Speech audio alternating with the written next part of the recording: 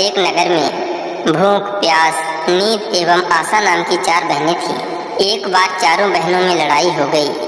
भूख कहती कि मैं बड़ी हूँ, प्यास कहती मैं बड़ी हूँ, नींद कहती कि मैं बड़ी हूँ और आशा कहती कि मैं बड़ी हूँ। चारों इस विवाद को लेकर राजा के पास पहुँची। एक ने कहा कि मैं बड़ी हूँ, दूसरी ने कहा कि मैं बड़ी हूँ, तीसरी ने कहा कि मैं बड़ी हूँ और इसी तरह चौथी ने भी कहा कि मैं बड़ी हूँ। राजा यह सुनकर सबसे पहले भूख से कहा कि भूख तुम बताओ, तुम कैसे बड़ी हो? तो भूख ने कहा, मैं इसलिए बड़ी हूँ क्योंकि मेरे ही कारण घर में चूल्हे जलते हैं, अच्छे अच्छे पकवान बनते हैं और जब थाली सजा कर दी जाती है तब मैं खाती हूँ, इसलिए मैं सबसे बड़ी हूँ। यह सुनकर राजा ने अपने सैनिकों को आदेश दिया कि जाओ और राज्य के प्रत्येक कोने कोने तक यह घोषणा कर दो कि आज से किसी के घर में भोजन नहीं बनेगा। फिर देखते हैं जब भूख को भूख लगेगी तो वह क्या करेगी। पूरा दिन बीत गया, पूरी रात बीत गई। जब सुबह हुई तो भूख को भूख सताने लगी, तो वह इधर उधर भोजन का तलाश करने लगी।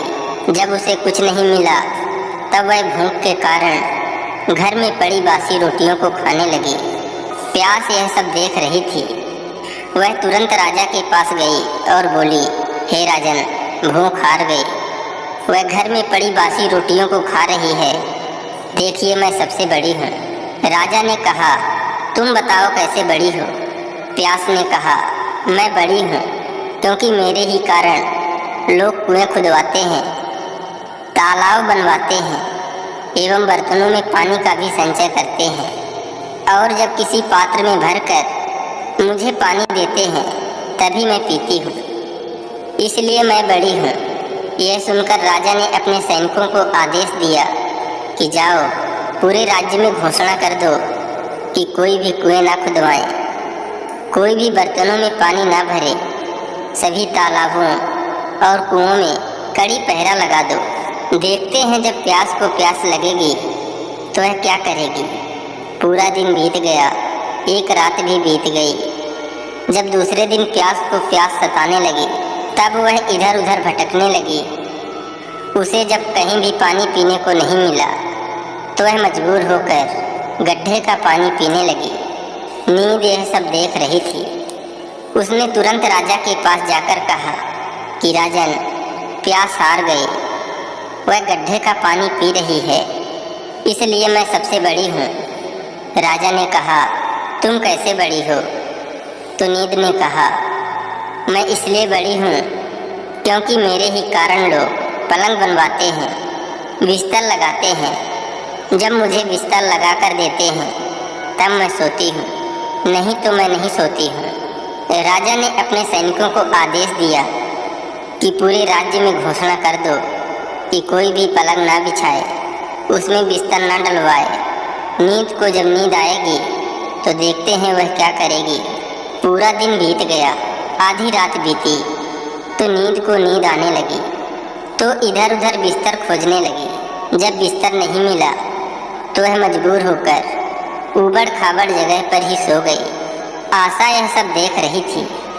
उसने तुरंत राजा के पास जाकर कहा कि राजन, नींद हार गई, वह ऊबड़ खाबड़ जगह पर बिना बिस्तर के ही सो गई, इसलिए बड़ी तो मैं ही हूँ।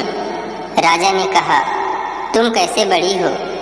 आशा ने कहा, मैं इसलिए बड़ी हूँ क्योंकि लोग मेरे कारण ही काम करते हैं, नौकरी धंधा मजदूरी करते हैं, परेशानियाँ उठाते हैं, लेकिन आशा के दीप को बुझने नहीं देते। राजा ने यह सुनकर अपने सैनिकों को आदेश दिया कि पूरे राज्य में घोषणा कर दो कि कोई भी नौकरी ना करे, कोई मेहनत मजदूरी ना करे, कोई भी काम धंधा ना करे, कोई भी आशा के दीप को ना जलाए। आशा को जब आस जगेगी तो देखते हैं कहाँ जाएगी। पूरा दिन बीता, आधी रात बीती।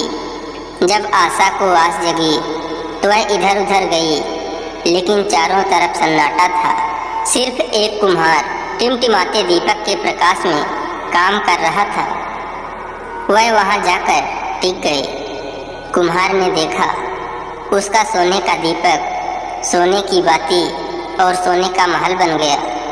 दोस्तों, जिस प्रकार कुम्हार की आशा पूरी हुई, उसी प्रकार आप लोगों की भी आशा पूरी हो। आप लोग भी आशा का दीपक प्रज्वलित कर कर्म को करते रहिए। दोस्तों, आशा करते हैं यह कहानी आपको अच्छी लगी होगी, तो इस वीडियो को एक लाइक करके चैनल को सब्सक्राइब कर लीजिए।